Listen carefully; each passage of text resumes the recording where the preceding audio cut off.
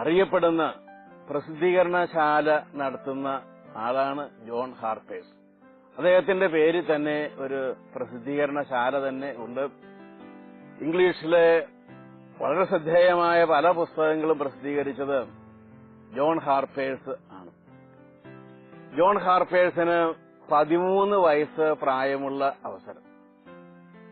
വളരെ ദാരിദ്ര്യാവസ്ഥയിലൂടെയാണ് John Harper's വളർന്നു വന്നത്.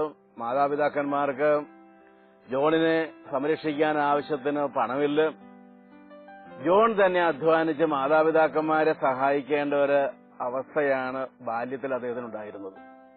ജോണിന് അപ്പോൾ പ്രായം 13 വയസ്സ് മാത്രം. ജോലി അന്വേഷിച്ച് ജോൺ അങ്ങനെ നടക്കുകയാണ്. ജോലി അന്വേഷിച്ച് നടക്കുന്നതിന്റെ ഭാഗമായി ജോണിന് ഒരു ഓഫീസിലും പത്ര ഓഫീസിലും പ്രസുമായി ബന്ധപ്പെട്ട കാര്യങ്ങളൊക്കെ ചെയ്യുന്ന ഒരു സ്ഥലത്ത് ഒരു ജോലി കിട്ടി. പിയൂണിന്റെ ജോലിയാണ് കിട്ടിയത്. ക്രമേണ ജോൺ കുറച്ചും കൂടിയൊക്കെ പഠിച്ച് ടൈപ്പ് റൈറ്റിംഗ് അവിടെ പഠിച്ച് പരിശീലനം നേടി.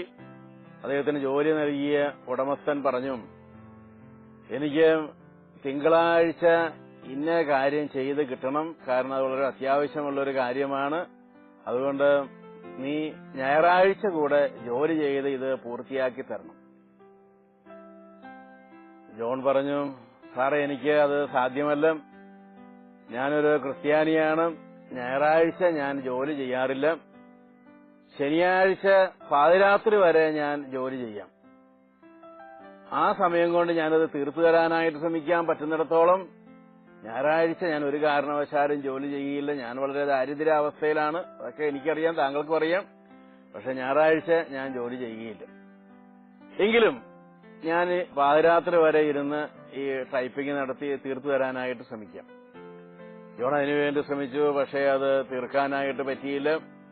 ജോൺ ഉടനെ തന്നെ ഒരു റെസിഗ്നേഷൻ ലെറ്റർ എഴുതി, ഞാൻ താങ്കൾ പറഞ്ഞതനുസരിക്കാത്ത ഒരാളാണ്, അതുകൊണ്ട് എനിക്കിനി ഈ സ്ഥാപനത്തിൽ ജോലി ചെയ്യാനായിട്ട് അവകാശമില്ലെന്ന് എനിക്കറിയാം, അതുകൊണ്ട് ഞാൻ രാജിവെക്കുന്നു എന്ന് എഴുതി അദ്ദേഹം അവിടെ വെച്ചു ആ സ്ഥലം അടച്ച്, ഓഫീസ് അടച്ച് പോവുകയും ചെയ്തു. തിങ്കളാഴ്ച രാവിലെ ഈ ജോണിനെ ഉടമസ്ഥൻ വിളിപ്പിച്ചു. ജോൺ കാര്യങ്ങളെല്ലാം പറഞ്ഞു. ഞാനൊരു ക്രിസ്ത്യാനി ആയതുകൊണ്ടാണ് എനിക്ക് അങ്ങനെ ഞായറാഴ്ച ജോലി ചെയ്യാനായിട്ട് ഇഷ്ടമില്ലാത്തത്. ഞാനിതുവരെ ജോലി ചെയ്തിട്ടില്ല, അതുകൊണ്ടാണ് ഞാൻ ജോലി ചെയ്യാതിരുന്നത്.